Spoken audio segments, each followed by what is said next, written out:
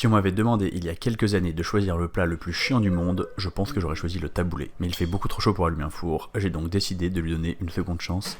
Et oh mon dieu la claque que j'ai pris. C'était délicieux, rafraîchissant, plein de goût, et je me suis aperçu que la seule raison pour laquelle je n'aimais pas le taboulé, c'est que j'en avais jamais goûté un vraiment bon. J'ai apporté ça à un barbecue avec des copains et il a eu beaucoup de succès, c'est le plat parfait quand il fait très chaud. Je vous donne donc la recette secrète de mon taboulé maison, et vous allez voir, elle est un peu améliorée. Le taboulé c'est très simple, c'est de la semoule et des trucs dedans. Le secret numéro 1, c'est de mettre plein de trucs dedans.